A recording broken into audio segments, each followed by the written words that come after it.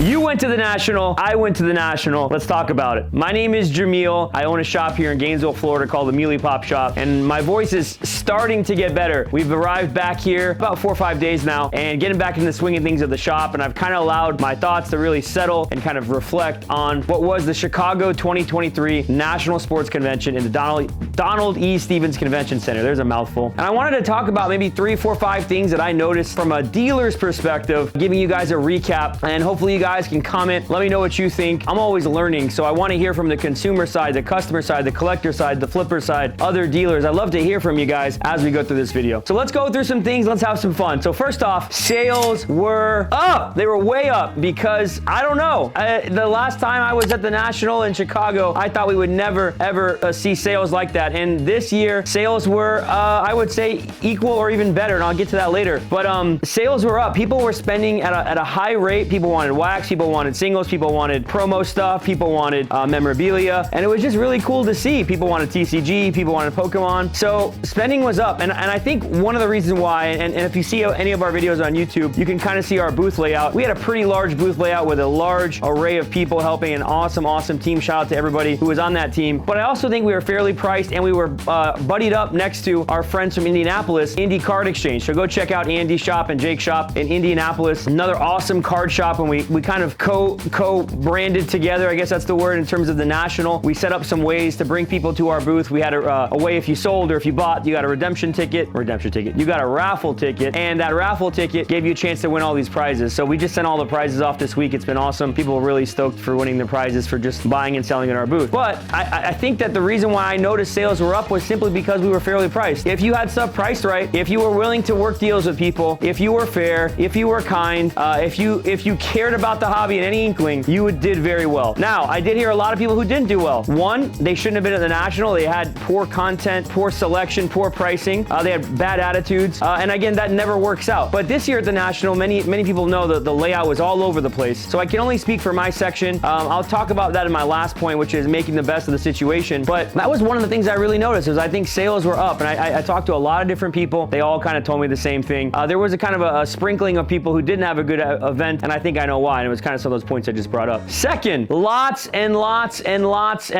of new people entering the hobby. So many people I talked to, it was their first National or it was their first year or two in the hobby. So that tells me something, right? If you're only in a hobby for the last last year, then you're not someone who went through the COVID world. And that to me makes me think there's people who came into the hobby noticing how crazy the boom happened with COVID, and they came in at a time when it was probably not bad to buy at because it was coming down, and now that they're in more of a normal market. So I noticed that as well from a dealer perspective, seeing all of these people that were new telling me how they were new. And one other really important point is I think the average customer, collector, flipper is now much smarter. They're smarter consumers. Spending is spent not frivolously and not in a way where you can make a mistake and it will still go up, right? COVID times. And so I think that, you look around and you watch all of the commotion, all of the people in the hobby. There are a ton of new people, and that might be you, which is awesome. So if you found our channel or you found kind of our outlet, thank you guys for subscribing. Thank you guys for coming in and consuming our content. I think, teaching and educating people, and I'm going to get to that point as well in some of our later videos. But as you've come into this, there's a lot of new people who I believe are being taken advantage of. And also, as I saw this, I saw a lot of new people who may not know a lot about, let's say, the hobby, 10, 20, 30 years ago, understanding some basic things about cards and subsets and fakes and trimmed and all that stuff. So there's a world there that I think education still needs to happen, but seeing that was very encouraging to me. The amount of new people that were there were awesome.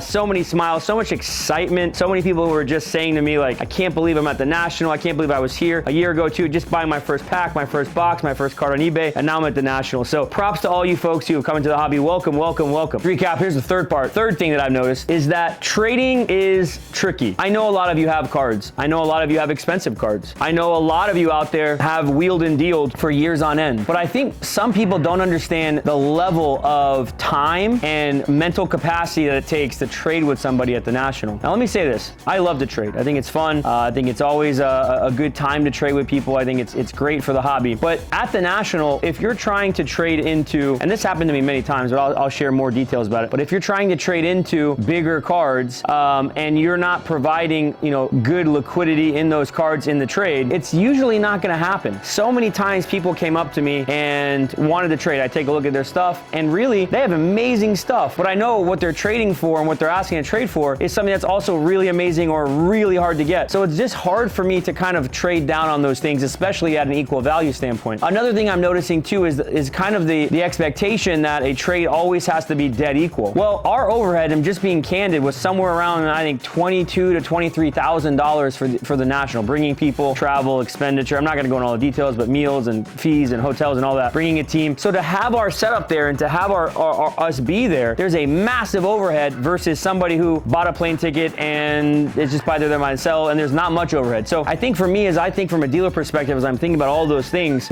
I don't really have time to do an equal trade because the things that I have there are the things that I want, right? I want to sell those things. If I want to trade, I would probably ask you to trade. So it's a very tricky dynamic. I think that in this day and age, so many people have so many like good cards, and a lot of people are also into those cards for a lot, that they're not willing to maybe lose a little bit. And again, finding what something is worth, finding a true value is not what you paid for it, right? So many people brought things to us and said, well, I am into it at this much. We go through the trade. I say, well, I can't value it for, let's say, $1,500. It's really a $1,100 card or a $900 card. And then after 5 or 10 minutes, oh, you know what? I'm just going to take that back. That is a colossal waste of time on both people's ends. So as I talk about trading, I'm not opposed to it. That's what makes up the hobby. But at the National, it may not be the right event for it in the capacity of booth transactions. Now, if you're doing trade nights, or if you're doing, which I did many, every single night was trading with people in the hotel lobbies, or the shout out to Jimmy and Card Collector 2, Ryan, and that whole trade night that they held, which was crazy, right? There's definitely time for that. But on the showroom floor, it does make it difficult. And I think sometimes people don't realize that the dealer is thinking about that time, and they don't have a lot of time. I feel like I'm pretty patient, but I do know a lot of dealers who have no patience, right? It is not one of their specialties. And so consider those things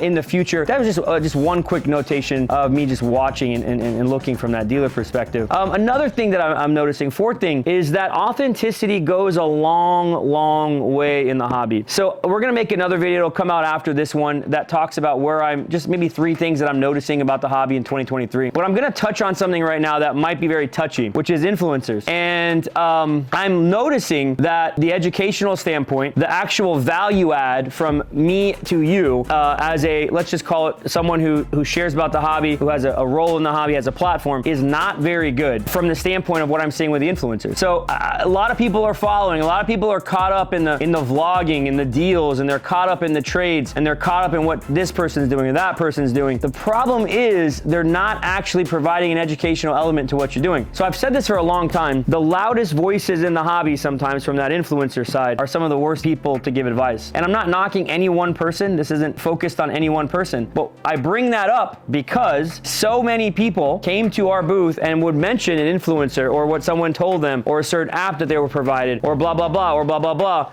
And it's like, this is not the market. This is not market value. This is not how you look at things. This is not the hobby. This is bad advice. And there was a lot of unlearning that happened at our booth where I tried to spend time with kids, especially teaching them the basics of kind of value assessment, true comping, looking at market manipulation, blah, blah, blah, blah, blah. And so I noticed that people really were drawn to authenticity. And I think that you'll find that in card shops. You'll find that in educational influencers, which we need more of. I don't consider our shop or me an influencer. I think we're a shop that provides education, and we try to do more of that. But I'm noticing that as a problem. And so people want authenticity. People are desiring that. And I think the hobby is kind of returning to its roots in that. It's returning to a place where the margins are not huge. People enjoy the community more than they do the money. And I think that's a beautiful thing. So please take all that with a grain of salt with what I'm saying. It may come across pretty rigid and hard, but that's not what I'm going for. I'm just trying to get out there. Maybe we can be better. And those people who are influencers, maybe it's a challenge in a way to make sure that you are providing value add to a lot of these customers, these young people that I'm seeing come up to us, who may be fans or may say some cool slogan or wear some t-shirt, but they actually don't know what they're doing in the hobby, and they don't know how to really properly handle their cards, value their cards, sell their cards, trade their cards, buy cards. It's just something important to think about. Last thing I want to talk about from a recap perspective at the National is simply probably some advice that you've heard of before, but it was very practical for us this year, which is making the best of your situation. When we arrived to the National this year, our setup was not what was advertised. We had expected, we had planned for a layout, which we had picked, both Andy and I from IndyCar Exchange and myself, Jameel, had picked, that was very open, was next to the concessions. We had picked it for that reason. We didn't pick other places because of that location. And when we got there was this long kind of array of carpet that had been dumped there by the staff, and there were these really ghetto curtains that were dividing and really had blocked our entire section off from the masses. So I do know that, I'll do the con versus the pro here. I do know from the con side, I had many people tell me, other dealers in different parts, that people would tell them because it was so hot, because they couldn't see, because it was too crowded, they weren't even going to that area. And that kind of stinks, right? Because that was lost potential, lost customers that could have found us. But on the pro side, I think what we did is we had a space, we opened up, we did some things with our signage, we tried to make it as tall as we could. We were told by many people what kind of great setup we had, how they could see us, how they could view our setup. So for me, I think you have to just kind of make the best of any situation. You can sit there and complain and gripe, and don't get me wrong, I wanted to, and I might even verbalize a few things here or there throughout the week. But the truth is, we had one of our best nationals ever, if not the best national. We got to meet tons of people. We had lots of sales. Our team was happy. I think also, if we had been in a different spot, we had been much more busier, which we could have been,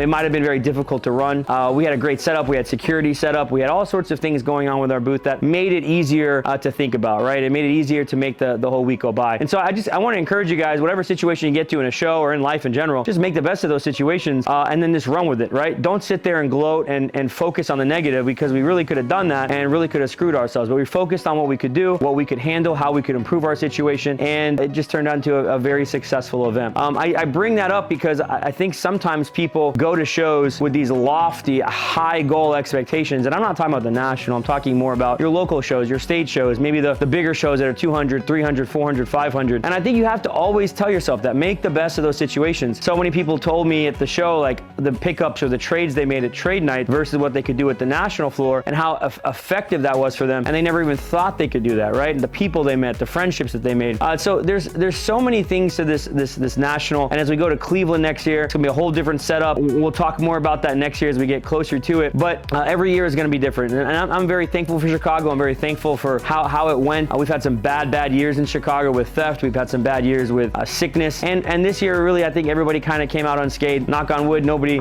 has COVID. I know a lot of people came back with COVID this year. Not as many as Atlantic City, because I know that was pretty common, the COVID bug. But I think as an overall takeaway, dealer recap, this is probably one of the best attended. It is the best attended show ever. It is the biggest show in the world, and it lived up to those expectations. So you can't be upset about any of those things. I got to see so many of you. Thank you for stopping by our booth. Thank you for saying hello to us. I know there were many times that I had maybe 4 or 5 things going on at once. I'd have to figure this out, trade with this guy, handle that wax deal.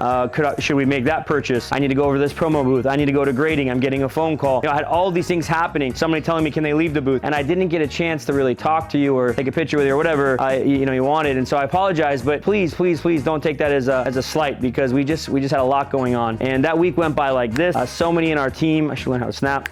One day I'll figure it out. So many in our team had a great time, and thank you guys for making it just a wonderful experience. So that was an amazing Chicago. Please follow us on all our different social platforms. LCS, if you could, like, comment, subscribe. So like this video, shoot a comment. There's a lot I talked about here as a dealer perspective. I want to hear it from your side. And then please subscribe. Would be awesome to our YouTube channel. See you.